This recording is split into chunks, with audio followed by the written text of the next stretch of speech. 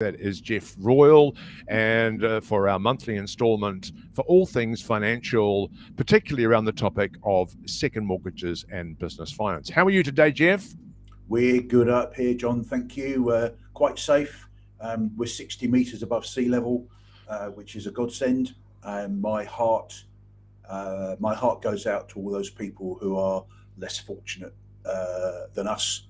And my wife and I yesterday were looking at the footage from Napier and Gisborne, and we just said, almost in unison, "This is a sci-fi film. This isn't Earth."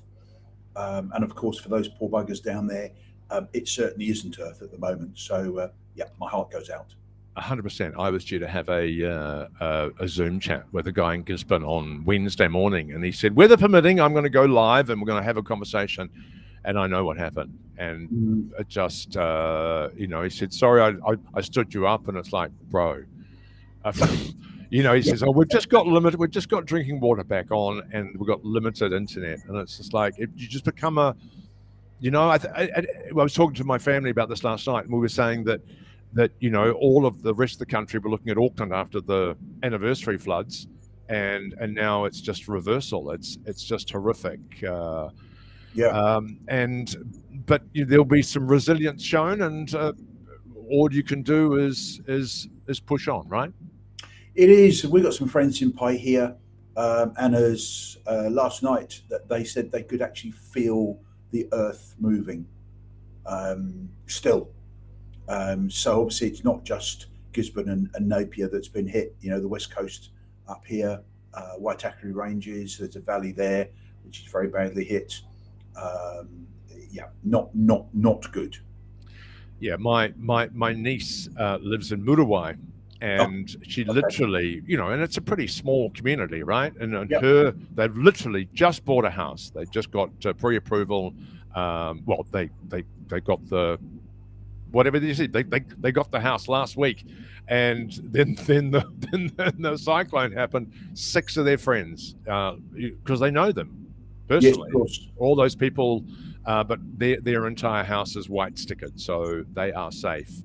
That's Uh, good to hear. which obviously, some of those people who are red stickered are probably going to need to go through some financing options, probably to get a new mortgage and to buy a new home. And luckily, we're talking to you today. Today, we're talking about second mortgages. Why do people need to get a second mortgage, Jeff? Um, there are a variety of reasons, but the difference between a first mortgage and a second mortgage is primarily first mortgage is a long term solution to something. So you want to buy a house, you want to buy a rental.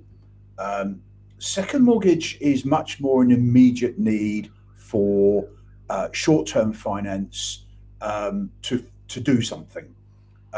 So classic examples might be you haven't been that good with Mr. IRD, and he wants some money, as they always do.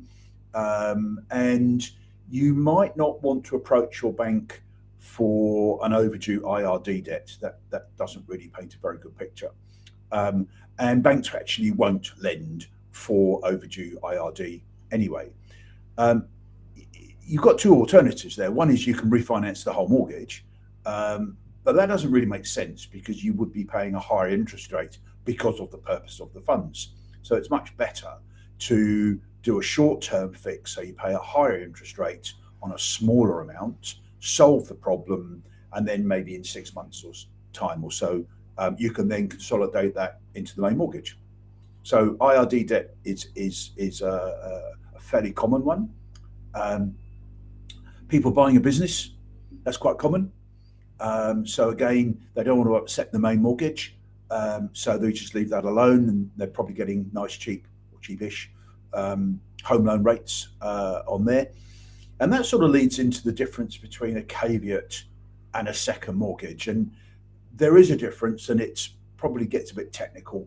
But the bottom line from a lending perspective is a caveat is generally a faster option, far less legal work to do.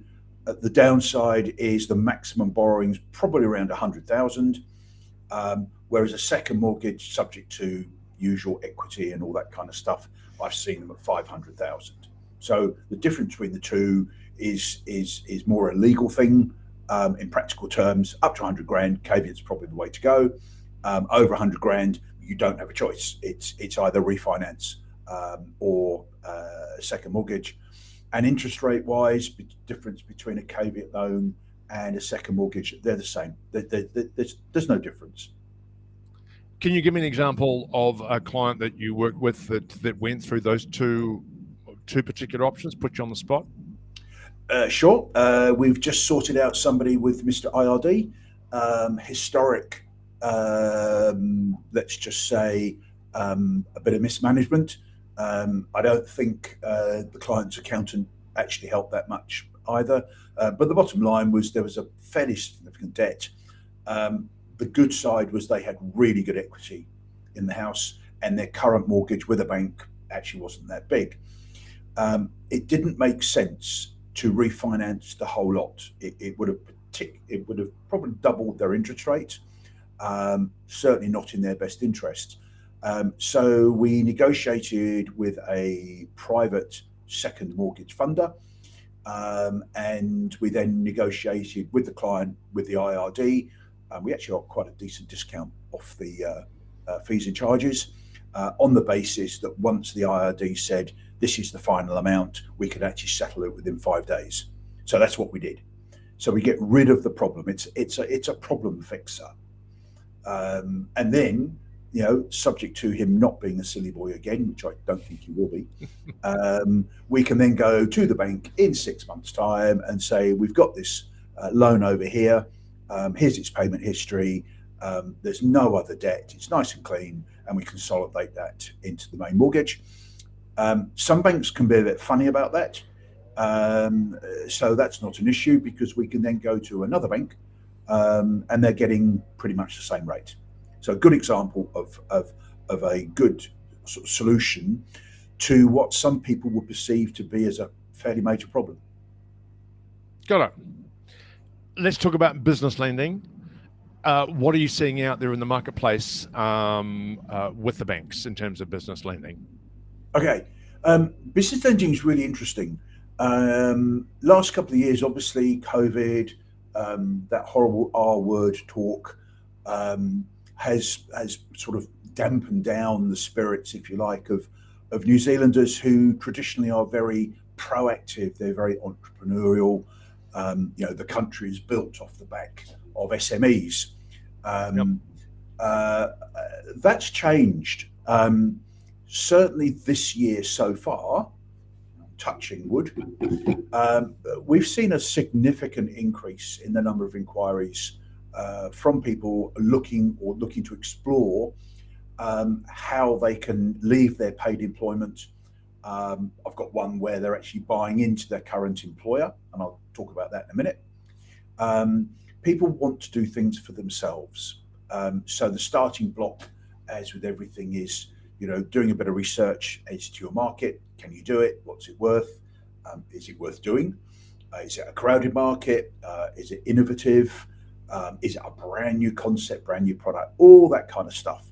And then it comes down to dear old dollars and cents. So I need some money, basically.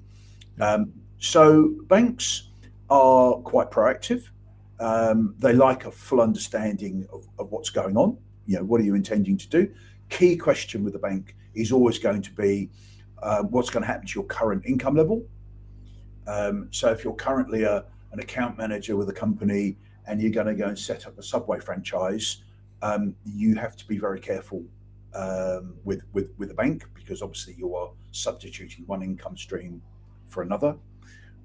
Buying a franchise is often easier than a startup.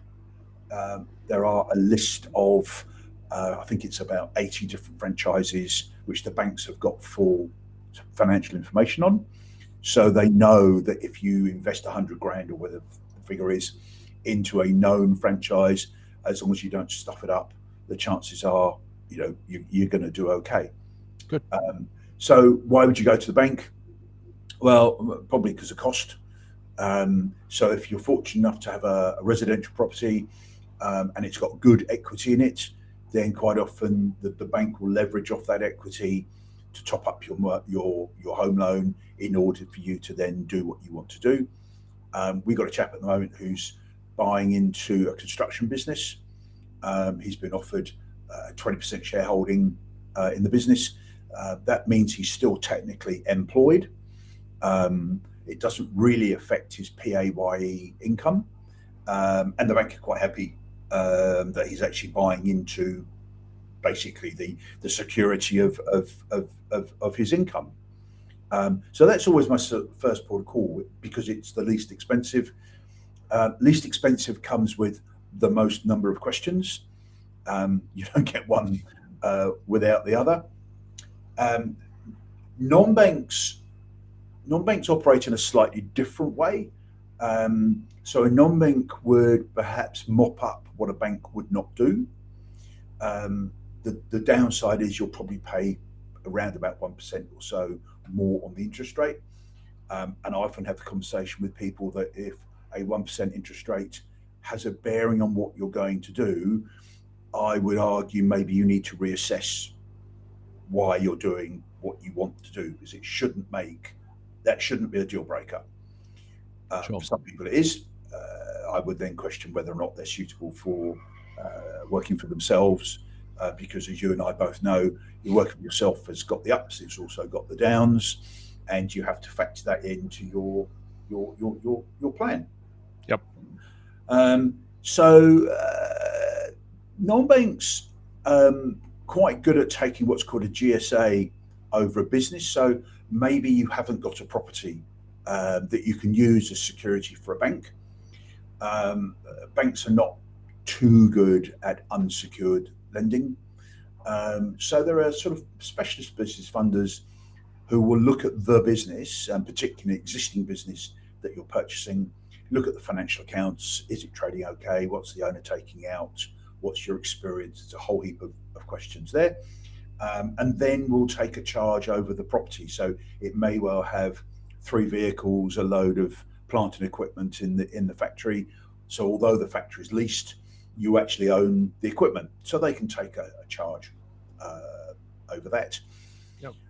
And then the final one, which is becoming incredibly popular and very successful, is where it's unsecured lending. So it's purely for business purposes.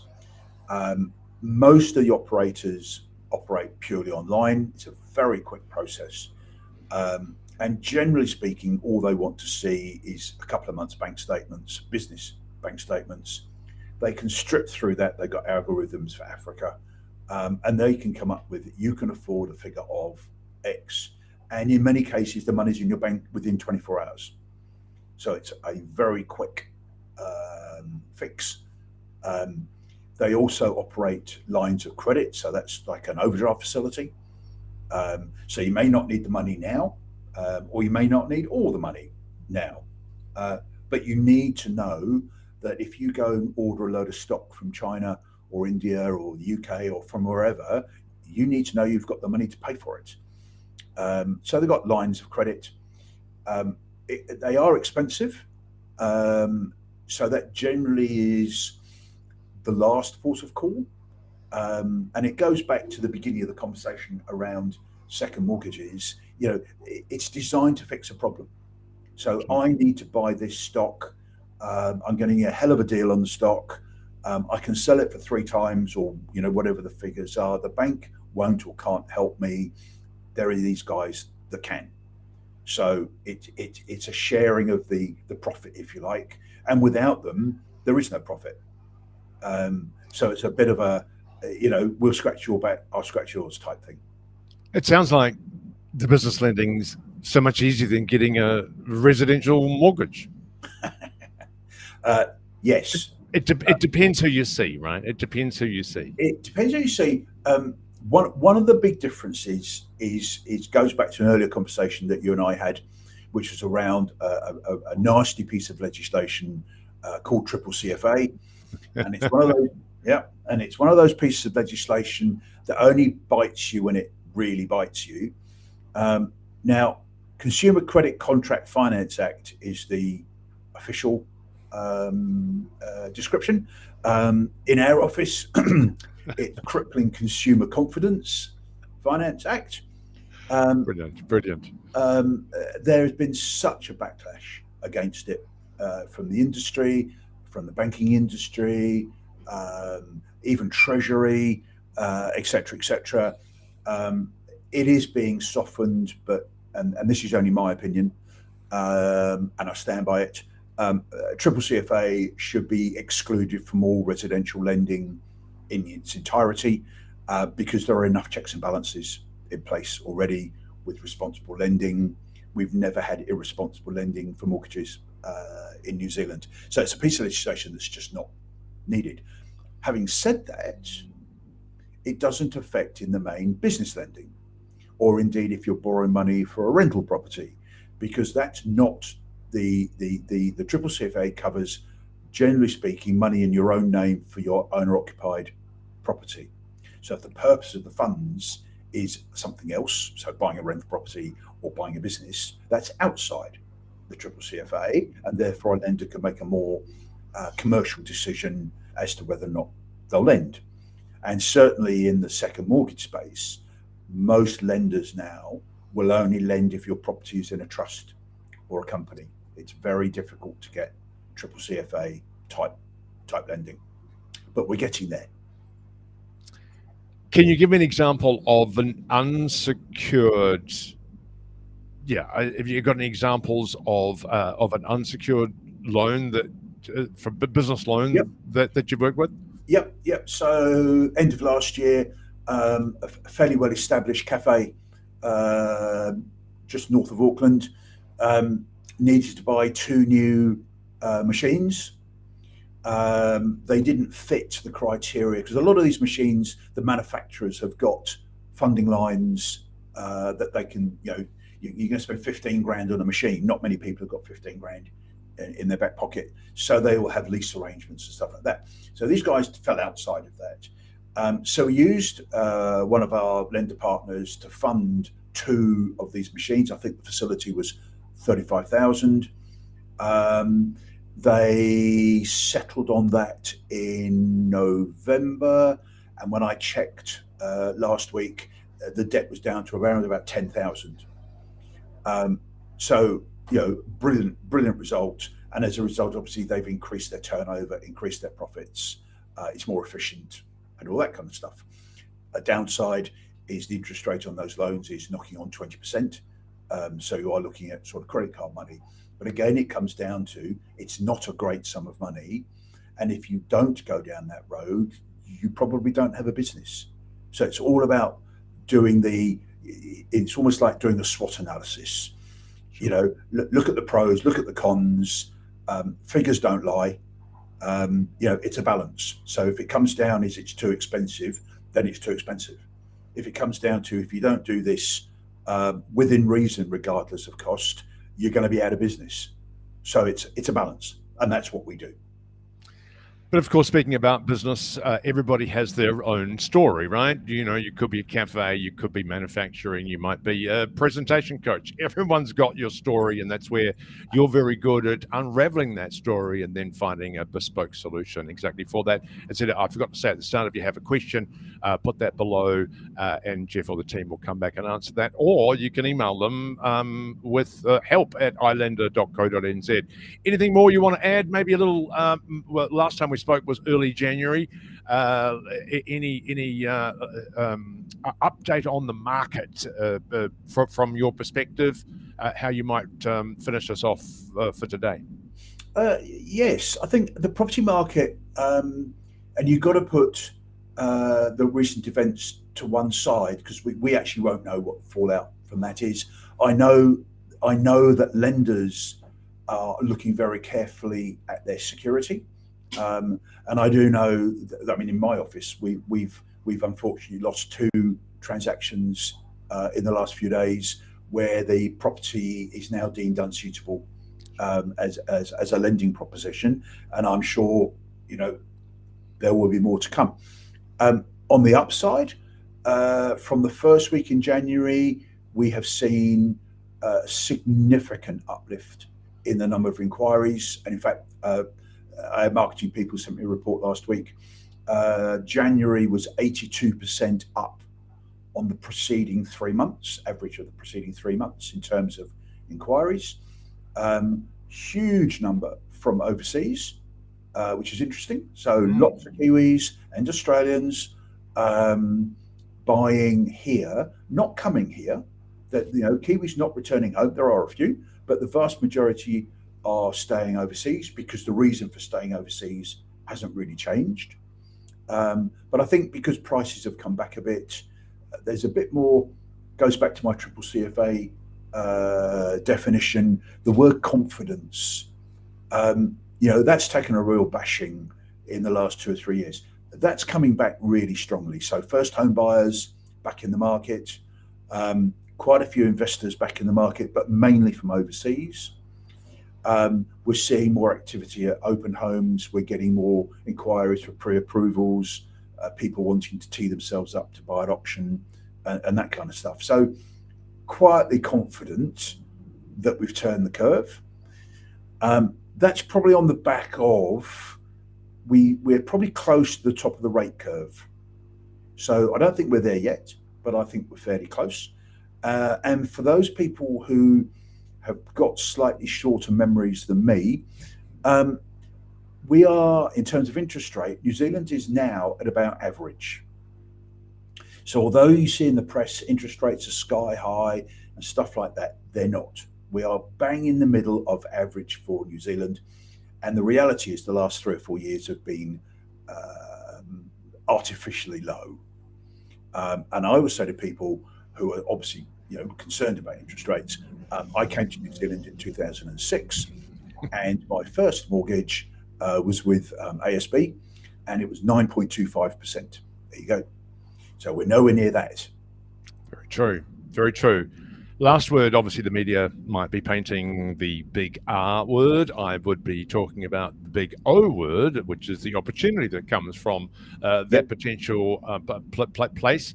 But I heard some conversations with some non-learned people. So in asking you the question, with what's happened, particularly in Auckland, with the floods, and that someone was talking about there's a potential $1 billion worth of insurance money coming from those companies to come back into the economy. Is that going to have an impact on that potential R word? I think it's quite industry specific. So obviously anything to do with construction, the supply chains, infrastructure, and all that. Sure. There is I hate to use the word, but a positive effect. Yeah. Yes, there are going to be businesses who are really badly impacted, but it goes back to we're pretty resilient. We're pretty good at getting back up on our feet, and I say that as like a trainee Kiwi, and I've only been here 17 years, but I do have my Kiwi passport, and I'm damn proud of it. But as a nation, we are very, very resilient, and we will fight our way forward. So quietly confident is where I am, and I think overall, I think that R word is receding. And it's like the so-called price crash that you see in the media, and that's exactly where it is. It's in the media. It's not in what I call the real world, because property prices, if you go back 3 years, property prices are still a damn sight higher now than they were 3 years ago. I think you've just described it in your market wrap. Confidence is happening in the market. It's just not happening in the media. Thank you for your time today, young man, and we look forward to having another chat with you this time next month. Awesome. Thank you very much indeed, and stay safe. Indeed. If you need some help at